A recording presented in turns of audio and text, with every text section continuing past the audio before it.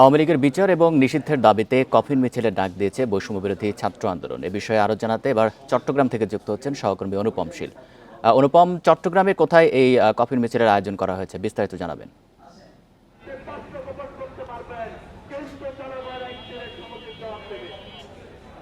8:30টার দিকে চট্টগ্রামের আন্দরকিল্লা শাহী জামি মসজিদে সামনে থেকে যে গায়েবানা জানাজা অর্থাৎ আওয়ামী দোসরদের হামলায় নিহত গাজীপুরের ছাত্রনেতা আর গায়েবানা জানাজার পরে এরপরে আসলে কফিন মিছিল বের করা হয় এবং কফিন মিছিলটি আন্দরকিল্লা থেকে শুরু হয়ে এখন চট্টগ্রাম প্রেস ক্লাবের সামনে জামালখানে এটি বিক্ষোভ সমাবেশ করছে।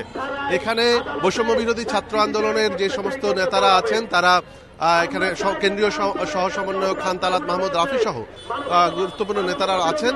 তারা মূলত অন্তর্বর্তী সরকারের কাছে প্রধান যে দাবিটি এই বিক্ষোভ সমাবেশ থেকে করছে সেটি আওয়ামী লীগকে রাজনৈতিকভাবে নিষিদ্ধ করা, অর্থাৎ সাম্প্রতিক সময়ে আওয়ামী লীগের যে রাজনৈতিক কর্মকাণ্ড তাতে বৈষম্য বিরোধী ছাত্রদের উপর যে হামলা এবং তাদের নিহত হওয়ার মতো ঘটনা ঘটেছে এটিকে কেন্দ্র করে তারা বলছেন যে এখানে আওয়ামী লীগের রাজনৈতিক কর্মকাণ্ড পরিচালনার কোনো ধরনের অধিকার বাংলার জনগণের কাছে নেই।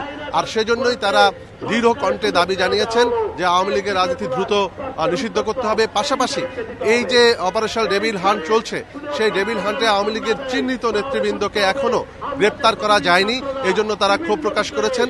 তারা উপদেষ্টাদের কাছ থেকে, বিশেষ করে স্বরাষ্ট্র উপদেষ্টার কাছে জানতে চেয়েছেন যে চিহ্নিত যে সমস্ত আওয়ামী লীগের নেতারা আছেন যারা জুলাইয়ে ছাত্র অভ্যুত্থানের সময় সরাসরি ছাত্রদের বিরুদ্ধে অবস্থান নিয়ে হামলা করেছেন, আহত করেছেন, নিহত করেছেন, তাদেরকে কেন আসলে গ্রেপ্তার করা যাচ্ছে না, সেই ভূত আসলে কোথায় লুকিয়ে আছে সেই বিষয়টি আসলে বের করার জন্য তারা দাবি জানিয়েছেন। তবে এখনো এখানে বিক্ষোভ সমাবেশ চলছে। আমরা যতটুকু জানতে পেরেছি যে এই কফিন মিছিল এখানে সমাপ্ত ঘোষণা করা হবে। তবে প্রায় সকল ছাত্র নেতাই আওয়ামী লীগ নিষিদ্ধের জোরালো দাবি এই বিক্ষোভ সমাবেশ এবং মিছিল থেকে করেছেন। চট্টগ্রাম থেকে জানাচ্ছিলেন সহকর্মী অনুপম শীল।